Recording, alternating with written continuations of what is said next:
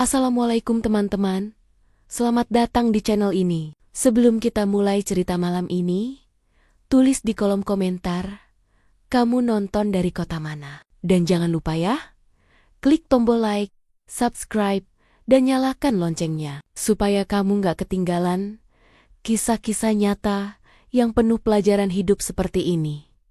Oke, sekarang kalian boleh nilai aku dulu. Bilang, aku perempuan murahan, istri pengkhianat, perempuan yang gak tahu diri. Karena di mata orang, gak ada alasan yang bisa membenarkan seorang istri yang tergoda bos suaminya sendiri.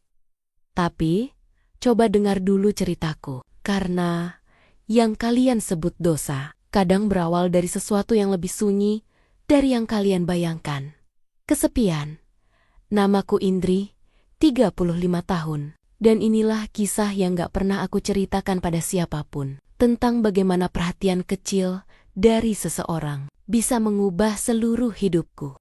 Namaku Indri, 35 tahun. Istri dari seorang pria yang dulu pernah membuatku percaya bahwa cinta adalah hal paling sederhana di dunia. Namanya Anton, 36 tahun.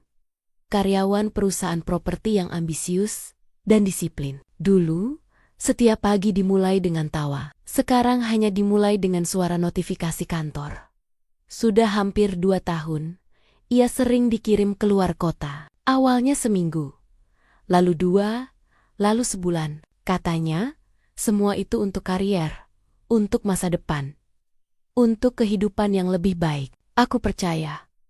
Tapi di sisi lain, aku mulai lupa rasanya punya suami yang benar-benar hadir. Setiap pagi, aku bangun sebelum matahari, menyiapkan sarapan, menyetrika bajunya, dan mendengarnya bicara di telepon dengan suara tegas. Ya, Pak, nanti sore saya kirimkan datanya. Tidak ada pelukan, tidak ada tatapan mata, hanya rutinitas yang diulang tanpa perasaan. Kadang, ia bahkan lupa mencium keningku sebelum berangkat. Padahal, dulu itu kebiasaannya setiap hari. Ketika malam datang, aku sering duduk di ruang tamu dengan lampu setengah redup. TV menyala, tapi suaranya tak kudengar. Aku hanya menatap pintu, berharap bunyi mesin mobil berhenti di depan rumah. Tapi yang datang justru pesan pendek. Maaf sayang, hari ini lembur, jangan, tunggu. Dan malam itu berulang lagi dan lagi. Sampai aku terbiasa tidak menunggu siapapun, aku masih mencintainya.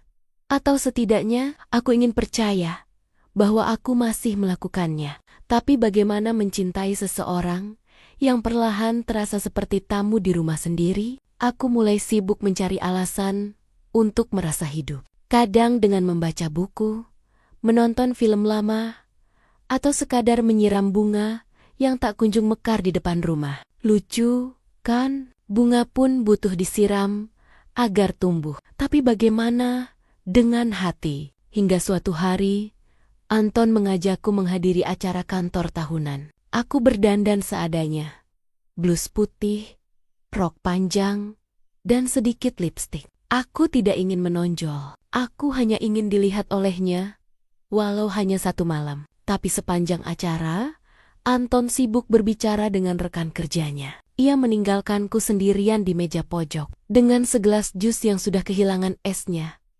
Dan disitulah, aku pertama kali berkenalan dengan Hendra, bos Anton, pria berusia 41 tahun. Berpenampilan rapi, ramah, dengan cara bicara yang membuat siapapun merasa dihargai. Ia menyalamiku dengan senyum hangat dan berkata, "Jadi ini istri Anton ya?" Wajahnya anggun sekali. "Pantas suamimu tidak pernah berhenti bekerja keras." Aku tertawa kecil, menanggapinya sopan. Tapi di dalam hati ada sesuatu yang terasa aneh.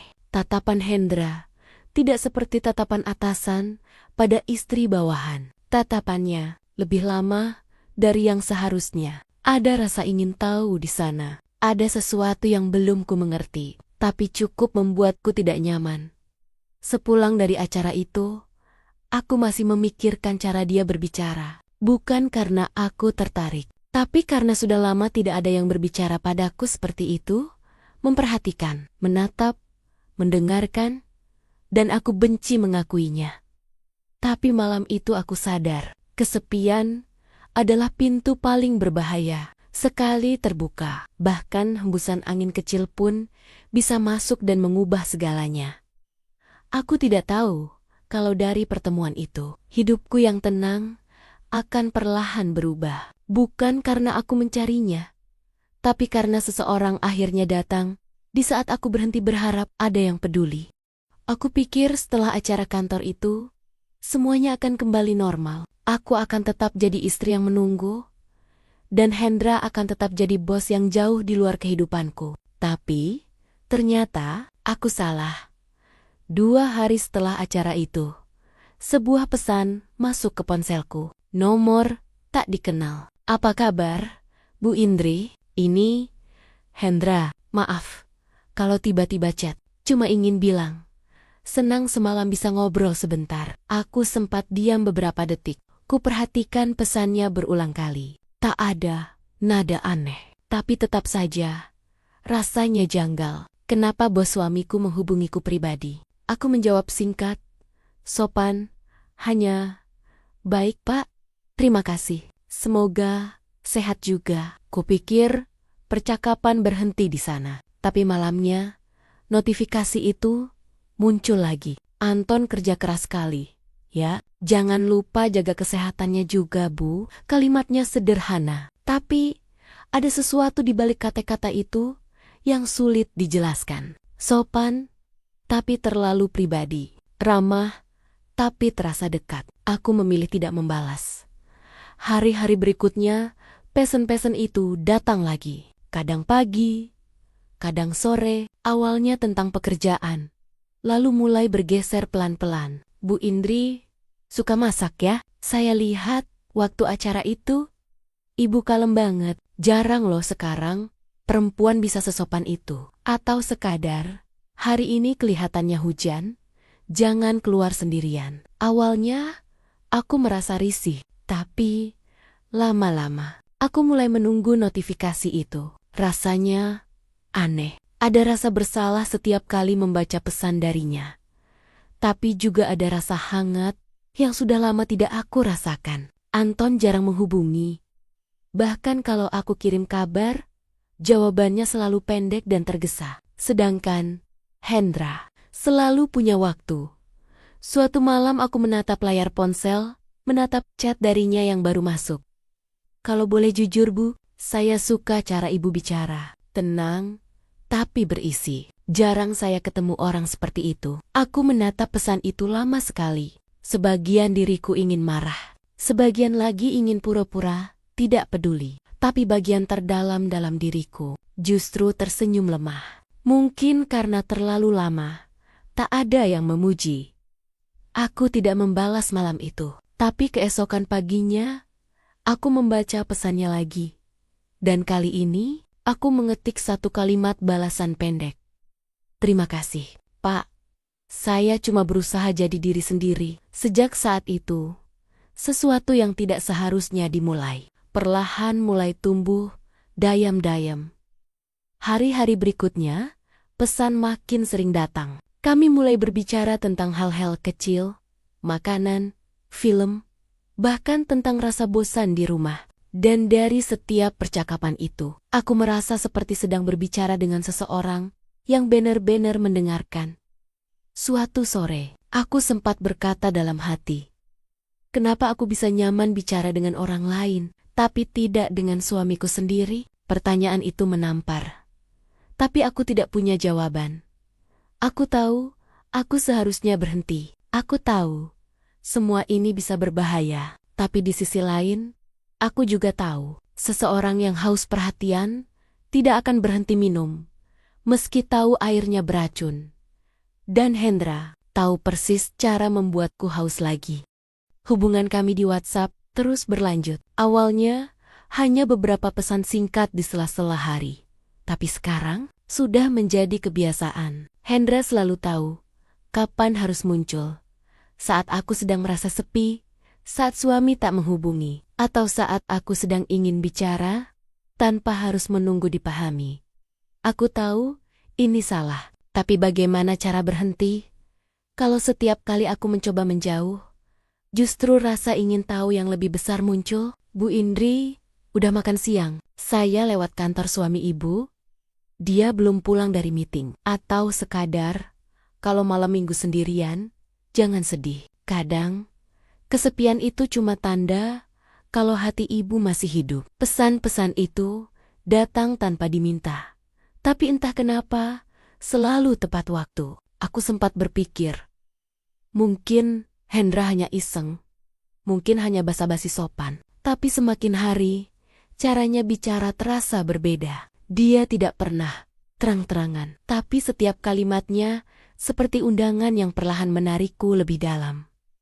Lalu suatu hari, Anton pulang lebih cepat dari biasanya. Wajahnya lelah, tapi semangatnya aneh. Sayang, katanya sambil membuka map kerja, minggu depan aku dikirim ke proyek luar kota. Katanya, urgent banget, 2 minggu, mungkin bisa lebih. Aku terdiam. Dalam hati, aku tahu siapa yang punya wewenang mengirimnya. Dan perasaan itu, campuran kaget, curiga, dan takut, datang bersamaan. Apakah ini kebetulan? Atau ada seseorang di baliknya yang sengaja membuka jarak antara aku dan suamiku? Aku mencoba mengabaikan perasaan itu. Tapi 2 hari kemudian, Hendra mengirim pesan malam-mulam. Anton berangkat minggu depan ya, jangan terlalu kesepian. Kalau butuh teman ngobrol, saya selalu ada. Aku menatap pesan itu. Lama sekali. Bagian warasku berkata, hapus, blokir, jangan dilanjutkan. Tapi, jariku diam. Bukan karena aku tidak tahu mana yang benar, tapi karena aku sudah lupa rasanya diperhatikan tanpa harus meminta.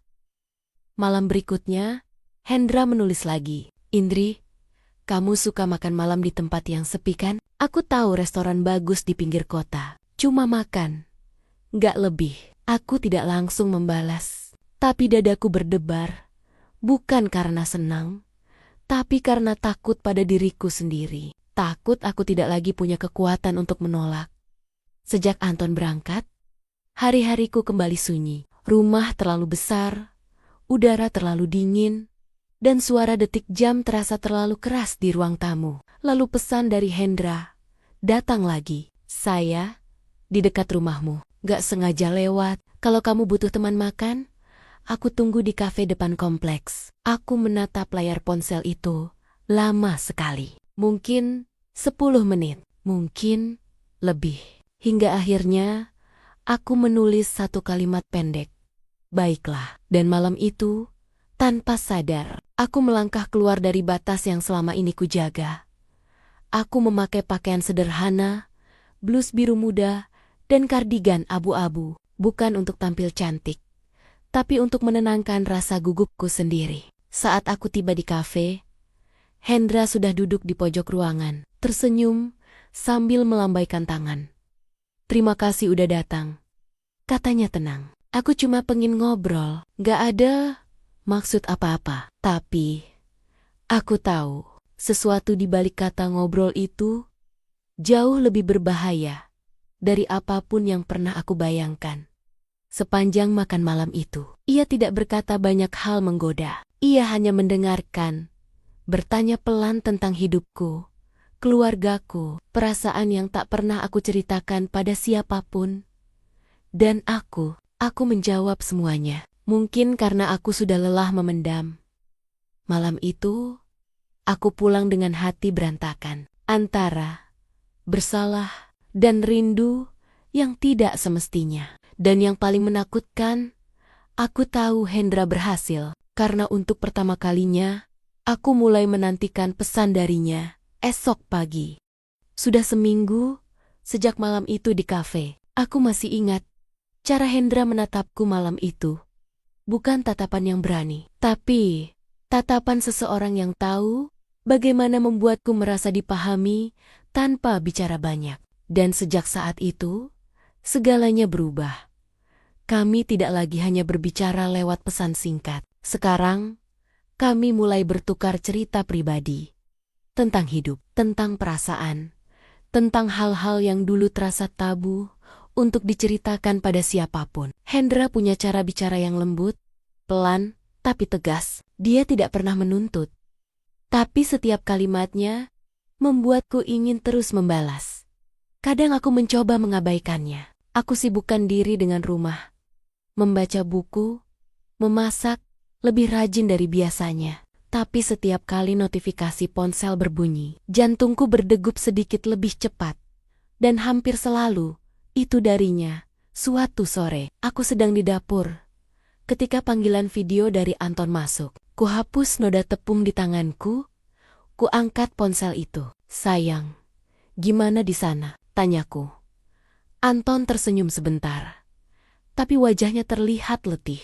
Capek banget, tapi semua berjalan lancar kok. Lalu ia menambahkan, maaf ya, aku jarang kabarin. Sinyal di sini jelek banget. Aku tersenyum, mencoba terlihat biasa. Gak apa-apa. Yang penting, kamu jaga diri. Percakapan itu cuma bertahan 2 menit. Sebelum sambungan terputus, aku sempat mendengar suara seseorang memanggilnya. Suara perempuan. Entah siapa, entah kenapa. Dadaku menegang. Tapi, aku menepis pikiran itu cepat-cepat. Mungkin rekan kerja, mungkin cuma kebetulan. Tapi malam itu, aku duduk di ruang tamu sendirian lagi. Dan seperti tahu apa yang kurasakan, Hendra mengirim pesan. Kamu kelihatan lelah di foto profilmu. Jangan siring-siring, mikirin hal yang gak penting. Kadang orang gak sadar.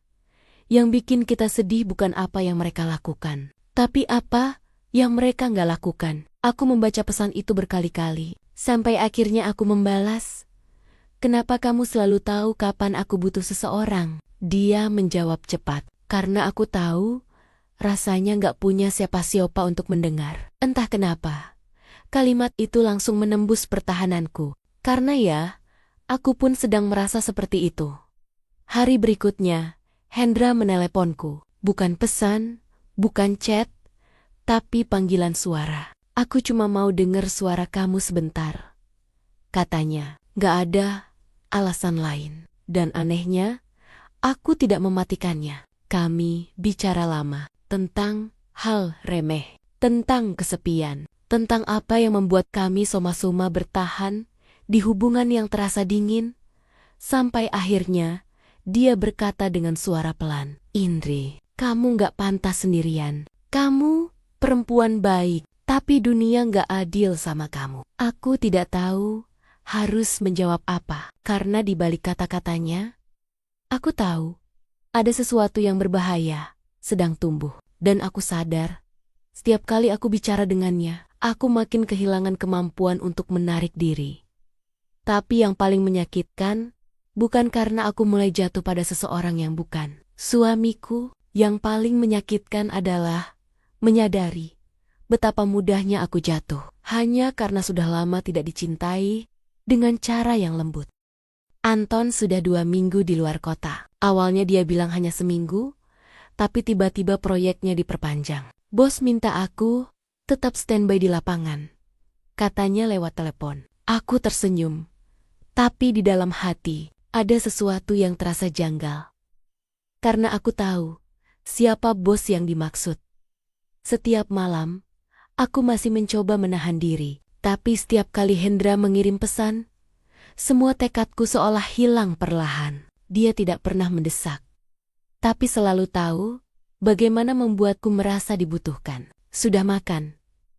Kalau hujan, jangan lupa minum teh biar hangat. Anton, sibuk ya? Kamu butuh teman ngobrol nggak malam ini? Semakin lama, kata-katanya terdengar semakin akrab. Dan yang membuatku takut, aku mulai merasa nyaman dengan itu.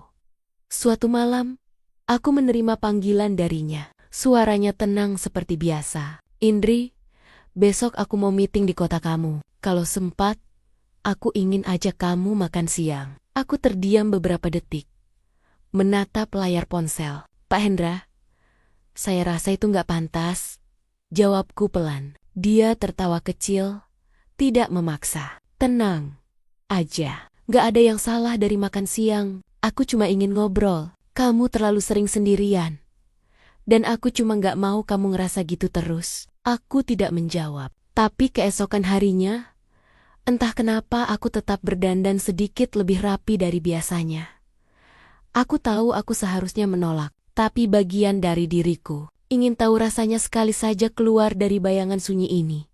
Restoran tempat kami bertemu sederhana, di pojok kota dengan musik pelan dan pencahayaan hangat. Dia datang lebih dulu, mengenakan kemeja putih dan senyum yang sama seperti malam di kafe waktu itu.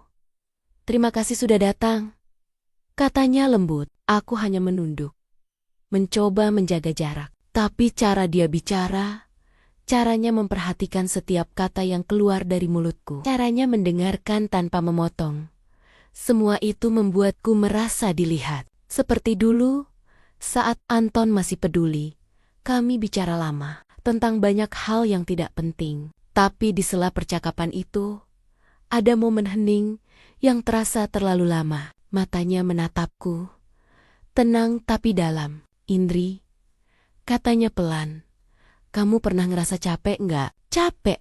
Jadi orang kuat sendirian?" Pertanyaan itu membuat dadaku sesak, karena tanpa sadar, air mataku mulai menggenang. Aku segera memalingkan wajah, tertawa kecil untuk menutupi rasa malu. "Kenapa sih?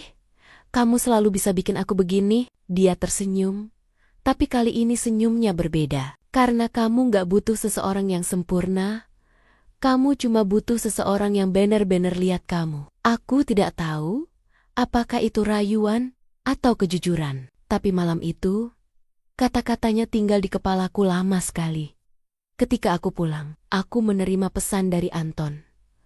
Cuma satu kalimat, "Maaf ya, besok kayaknya belum bisa pulang. Bos minta aku lanjut bantu tim proyek." Dan entah kenapa, aku mulai merasa benar-benar marah. Bukan karena Anton sibuk, tapi karena aku tahu, mungkin saja seseorang di balik layar sedang sengaja membuatku kesepian.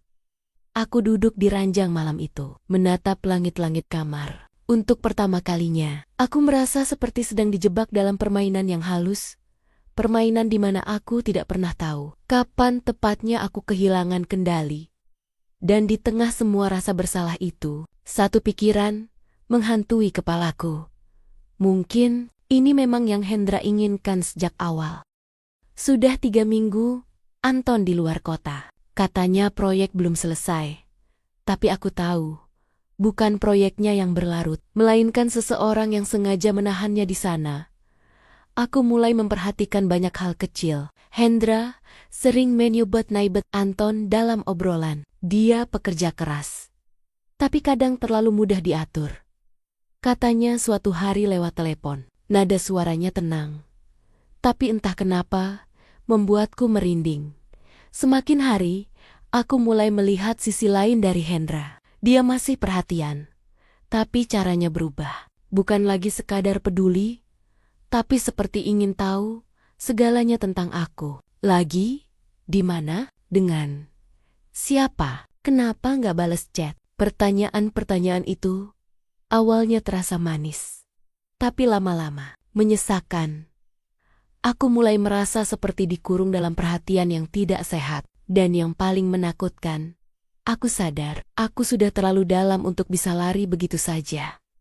Malam itu, Anton akhirnya menelepon. Suaranya terdengar letih, tapi ada sesuatu yang berbeda. "Sayang, kamu kenapa? Suaramu akhir-akhir ini aneh." Aku tersenyum kecil, mencoba terdengar biasa. "Enggak, cuma capek aja." Dia diam sebentar, lalu berkata pelan, "Indri, kamu nggak apa-apa di rumah sendirian kan?" Pertanyaan itu membuatku nyaris menangis, karena seandainya dia tahu kebenarannya, aku tak akan sanggup menjawab. Setelah panggilan itu berakhir, pesan dari Hendra langsung masuk. "Kamu bicara sama Anton barusan ya? Dia pasti nggak tahu seberapa sering kamu menangis di rumah." Aku tidak membalas, tapi beberapa menit kemudian, pesan lain masuk lagi. "Dia nggak pantas buat kamu, Indri. Kamu terlalu baik untuk disia-siakan." Aku menatap layar ponsel itu, lama sekali. Ada bagian dari diriku yang ingin marah, tapi ada juga bagian lain yang terluka, karena sebagian kata-kata Nia terasa benar. Hari berikutnya, Hendra datang ke rumah tanpa kabar. Aku kaget saat melihat mobilnya berhenti di depan pagar. Dia turun sambil membawa sekotak makanan dan senyum tenang di wajahnya. Katanya, "Kamu belum makan siang," katanya ringan. Aku menatap sekeliling, memastikan tak ada tetangga yang melihat. "Pak Hendra, tolong jangan begini." Tapi dia malah tertawa kecil. "Kenapa? Aku cuma khawatir." Aku tahu, bukan itu maksudnya. Sore itu, kami bicara di teras rumah. Awalnya tenang, tapi suasananya perlahan berubah. Nada suaranya lebih dalam. Matanya menatapku lebih lama dari biasanya. "Indri," katanya, "aku serius sama kamu. Aku bukan cuma bos suamimu. Aku laki-laki yang benar-benar jatuh cinta." Aku terdiam. Kata-kata itu seperti tamparan keras yang menyadarkanku bahwa semua perhatian selama ini bukan sekadar simpati, tapi jebakan. Aku berdiri perlahan, berusaha tenang. "Pak Hendra, jangan bicara begitu lagi. Saya nggak mau ada masalah. Suami saya masih bekerja di bawah Bapak." Dia menatapku lama, senyumnya berubah dingin. "Jadi, kamu takut setelah semua yang sudah aku lakukan buat kamu?" Aku menelan ludah. Untuk pertama kalinya, nada suaranya membuatku takut. Dia tidak lagi terdengar lembut. Dia terdengar seperti seseorang yang terbiasa mendapatkan apapun yang dia mau. Setelah dia pergi, aku duduk di ruang tamu, memegang ponsel yang masih menampilkan namanya. Aku sadar, selama ini aku pikir dia datang karena peduli, padahal dia datang untuk menguasai. Dan di titik itu, aku tahu, aku harus memilih antara melanjutkan sesuatu yang salah atau menghentikannya sebelum semuanya benar-benar hancur. Tapi aku tidak tahu kalau pilihan apapun yang akan kuambil setelah ini sudah terlambat. Hari itu, hujan turun deras sejak pagi. Aku duduk di teras rumah, menatap taman yang basah, memegang secangkir teh yang mulai dingin. Pikiran di kepalaku kacau. Tentang Anton, tentang Hendra, tentang diriku sendiri. Aku ingin percaya semuanya bisa kembali normal, tapi entah kenapa, perasaan itu terasa mustahil. Beberapa hari terakhir, Hendra makin aneh. Chatnya tidak lagi lembut seperti dulu. "Kenapa nggak balas? Kenapa kamu berubah? Jangan pura-pura nggak butuh aku, Indri." Aku mulai jarang membalas. Aku mencoba menjauh, mencoba berhenti, mencoba menebus kesalahanku dengan diam. Tapi Hendra tidak terima. Baginya, aku bukan lagi seseorang yang disukai. Aku adalah sesuatu yang harus dimiliki. Sore itu, tanpa kabar, dia datang lagi. Mobil hitamnya berhenti di depan rumah. Wipernya masih bergerak saat dia turun tergesa, mengenakan jas basah. "Indri, kita harus bicara." Suaranya terdengar di bawah hujan. Aku terkejut. Buru-buru keluar ke teras. "Pak Hendra, tolong jangan di sini. Nanti orang lihat." Dia tidak peduli. Tatapannya tajam, penuh tekanan. "Kamu sengaja ngehindar dari aku ya?" "Aku cuma butuh waktu," jawabku pelan. "Tapi aku nggak bisa nunggu," katanya keras. "Kamu tahu nggak seberapa gila aku mikirin kamu?" Aku mundur selangkah. Untuk pertama kalinya, perhatian yang dulu membuatku merasa hidup, kini membuatku takut. "Hendra, tolong, ini udah kelewatan." Dia menatapku lama, wajahnya berubah lembut, tapi suaranya bergetar. "Indri, kamu tahu aku nggak bisa mundur." Sebelum sempat kubalas, suara mobil lain berhenti di depan rumah. Aku menoleh, dan jantungku seketika berhenti berdetak. Itu Anton. Dia turun dari mobil, menatapku, lalu menatap Hendra. Hening, hanya suara hujan yang memecah udara. "Apa yang dia lakukan di sini?" tanya Anton pelan, tapi nadanya penuh luka. Aku tidak bisa bicara, bibirku terbuka, tapi tidak ada kata yang keluar. Hendra mencoba bicara duluan. Saya cuma mampir. Mau kasih laporan proyek? Tutup mulutmu. Suara Anton kali ini tajam. Aku tahu, kamu bukan di sini buat kerja. Matanya berpindah ke arahku. Jadi ini alasannya, kamu jarang ngangkat telepon.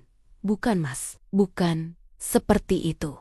Suaraku gemetar. Aku cuma, tolong jangan panggil aku Mas sekarang, Indri. Potongnya dingin. Kalimat itu menembus hatiku seperti pisau. Hendra mencoba menengahi, tapi Anton langsung melangkah maju.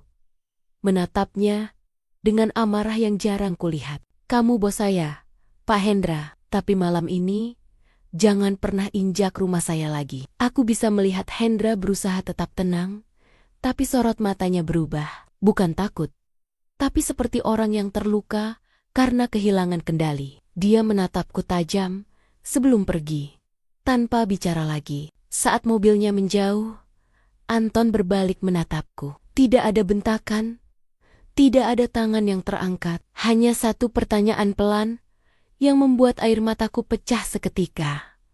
Sejak kapan kamu ngerasa aku gak cukup? Aku tidak punya jawaban, karena jawabannya terlalu menyakitkan. Bukan karena aku ingin selingkuh, tapi karena aku merasa sudah lama sendirian, bahkan saat aku tidak sendiri. Malam itu, kami tidak bicara apapun lagi. Anton tidur di ruang tamu, dan aku hanya duduk di kamar, menatap layar ponsel yang penuh pesan tak terbaca dari Hendra. Aku tahu semuanya sudah berakhir, tapi aku juga tahu Hendra bukan tipe orang yang mudah menerima kekalahan. Sejak malam itu, segalanya berubah. Anton jarang bicara. Rumah kami terasa dingin, bukan karena cuaca, tapi karena keheningan yang menumpuk di antara kami. Setiap kali aku mencoba mendekat, dia hanya menatapku sebentar, lalu pergi tanpa kata.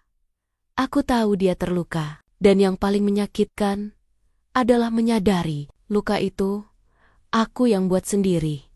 Sementara itu, Hendra tidak berhenti. Pesan-pesannya makin gelap. Aku gak bisa tidur tanpa mikirin kamu. Kamu pikir aku bisa biarin kamu gitu aja setelah semua yang terjadi? Aku gak butuh izin siapapun buat dapetin kamu. Awalnya aku pikir itu cuma ancaman kosong. Tapi malam-malam berikutnya, aku mulai merasa dia benar-benar serius. Ada mobil yang sering berhenti di ujung jalan. Ada telepon tanpa suara di tengah malam. Dan di setiap bunyi pintu, aku selalu merasa seperti ada yang mengintai. Aku tidak pernah cerita ke Anton, bukan karena tidak mau, tapi karena aku tahu, di matanya aku sudah kehilangan kepercayaan itu. Suatu malam, hujan turun deras. Aku sedang menyiapkan teh di dapur, ketika mendengar suara mobil berhenti di depan rumah. Kupikir itu Anton. Tapi saat kulihat dari jendela, jantungku nyaris berhenti. Itu Hendra. Dia turun dari mobil dengan langkah cepat, wajahnya basah oleh hujan. Matanya liar. Aku buru-buru keluar ke teras, menahan tangis. Pak Hendra, tolong pergi. Ini sudah gila. Dia menatapku. Matanya merah, suaranya pecah. Kamu gak ngerti, Indri. Aku kehilangan semuanya karena kamu. Istriku tahu aku dipecat, tapi kamu diam aja. Seolah gak pernah terjadi apa-apa. Aku gemetar. Maaf, tapi aku gak bisa lagi. Semua ini salah. Dia menggeleng. Tertawa pelan. Tawa yang terdengar seperti orang putus asa. Kalau aku gak bisa punya kamu, gak ada yang boleh. Tiba-tiba, suara pintu terbuka keras dari belakangku. Anton berdiri di sana. Wajahnya pucat, tapi tegas. Hendra, suaranya menggema di tengah hujan. Cukup, pergi sebelum aku panggil polisi. Hendra menatapnya sebentar, lalu langkahnya maju satu kali.